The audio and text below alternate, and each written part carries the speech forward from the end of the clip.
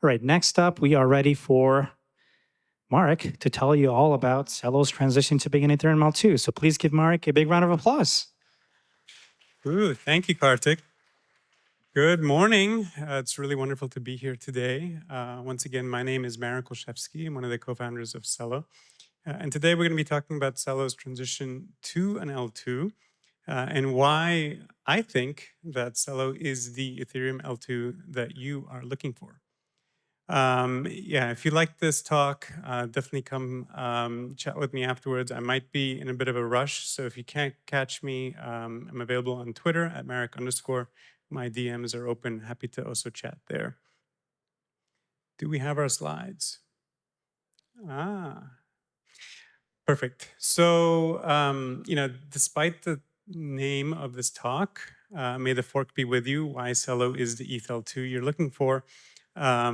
The talk is done in a Zelda style, primarily because we think that this is a good metaphor for Celo's journey.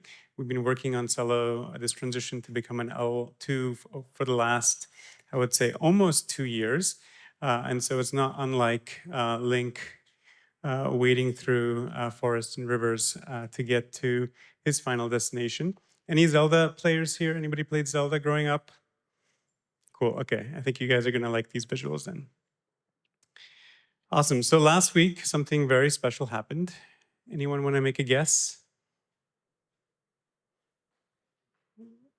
Any guesses last week? Yes, in the back. Woo! That is right. So last Wednesday, Taipei time, Celo transitioned from a long-running L1, an EVM-compatible L1, to a OP stack and EigenDA-based L2. It's super exciting for us. We've been working on this, as I mentioned before, for almost 2 years. And it's been definitely quite the journey, porting all of Celo's features and all of what makes Celo's unique over to OP stack and bringing it to Ethereum. You know, we started in Ethereum way back when we first started building in Celo. And so for us, this is like a big coming home moment. And we're just really, really, really excited. And then last week we had a hard fork viewing party, which was really quite lovely in San Francisco. Vitalik was gracious enough to come and speak. And while he was speaking, I was nervously looking at the countdown clock. I was very nervous. We've been working on this for quite a while, but this was a unprecedented, first of its kind moment, and a lot of things could have gone wrong. And so I was, as you can see from this Ghibli rendering, it's the only one that I'm going to put today. I know you've seen a million of these, but I couldn't resist. I had to put at least one in. This was nerve-wracking primarily because we were upgrading through a hard fork, but it wasn't just any hard fork. We like to think of it, or we liked to think of it as a hard fork. So 2 rocks and a fork.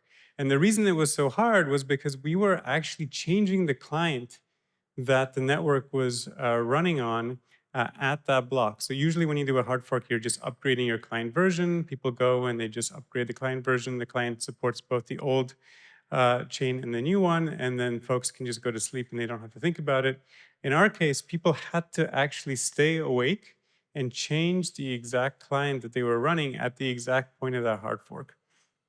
And so obviously a lot of engineering work went into making sure that the clients could read each other's chain data and could actually operate in this way. But still, it was very nerve-wracking. And we did just an insane amount of work to make sure that this would go off without a hitch.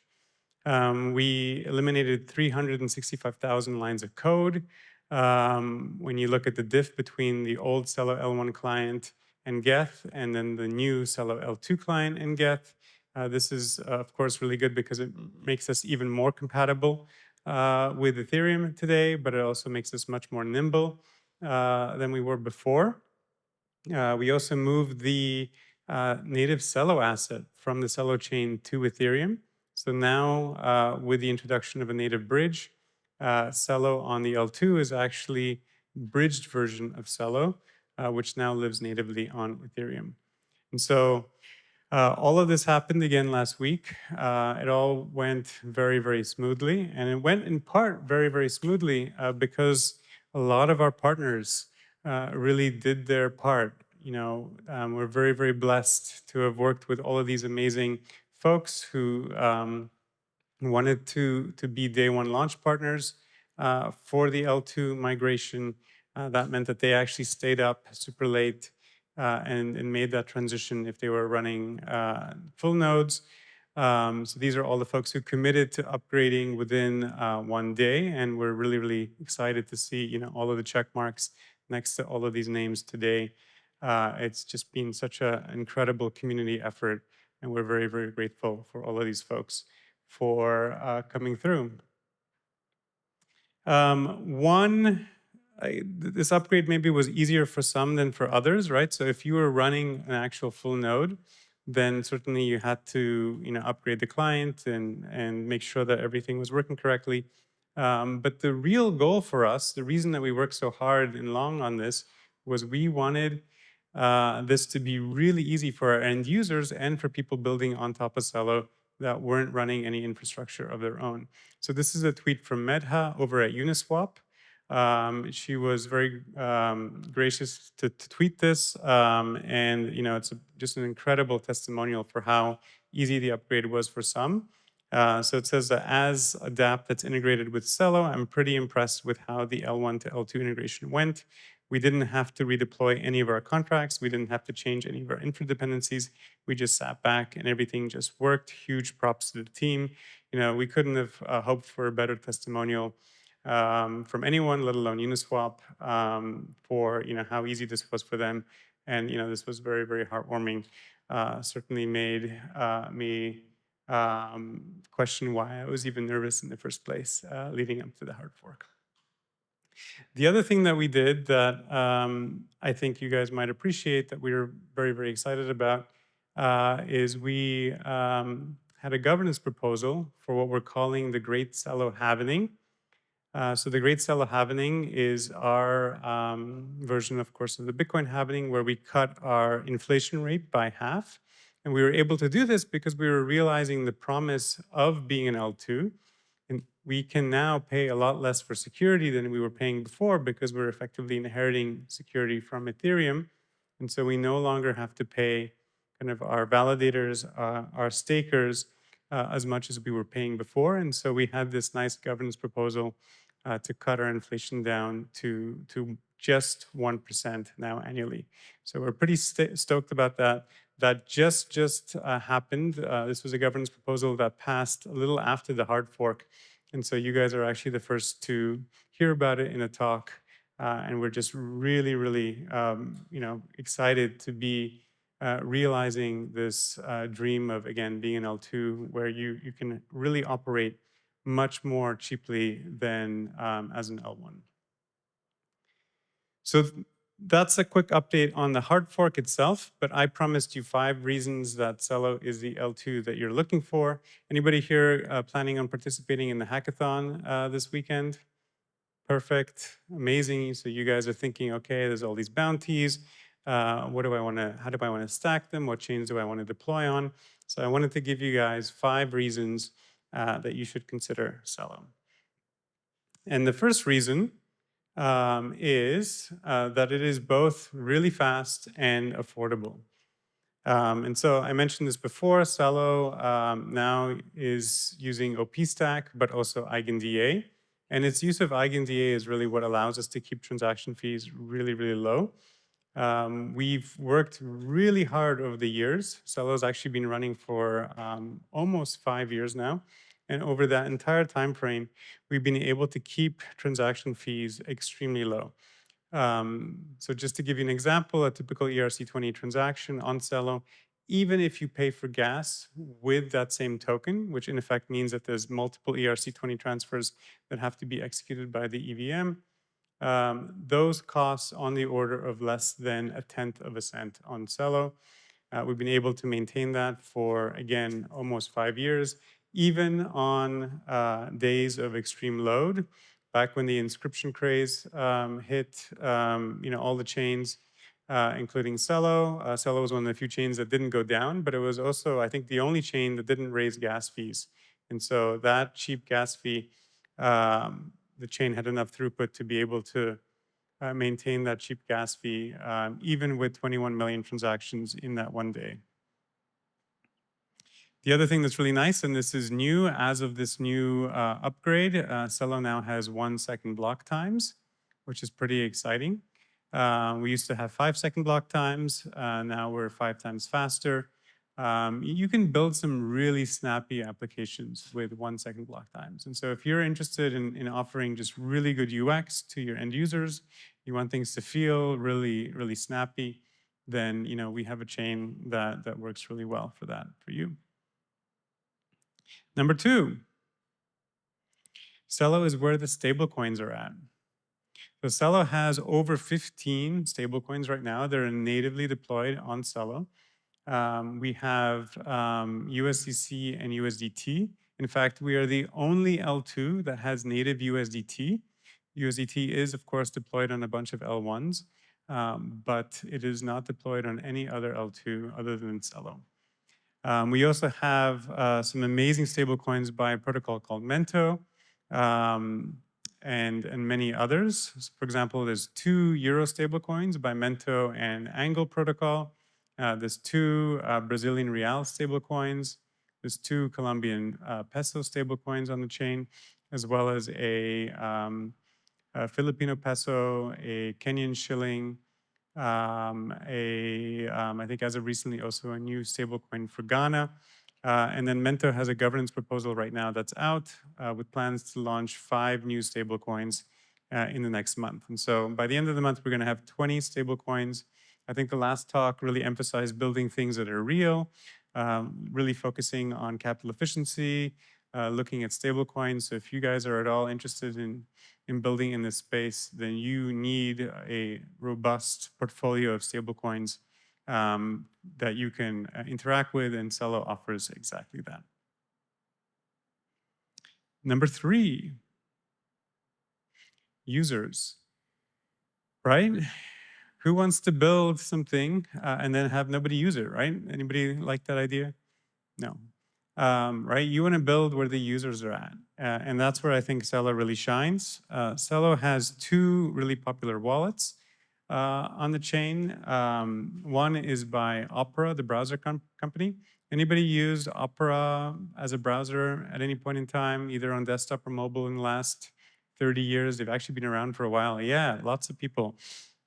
And so Opera has launched MiniPay fairly recently, which is a stablecoin-only wallet that is built directly into one of their browsers, Opera Mini. It's also available standalone on Android, and they have a test flight for iOS.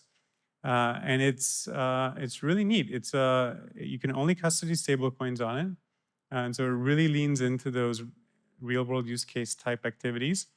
And they have a really nice DApp browser experience that auto-connects your DApp, so users don't have to press the connect button, and it always does clear signing.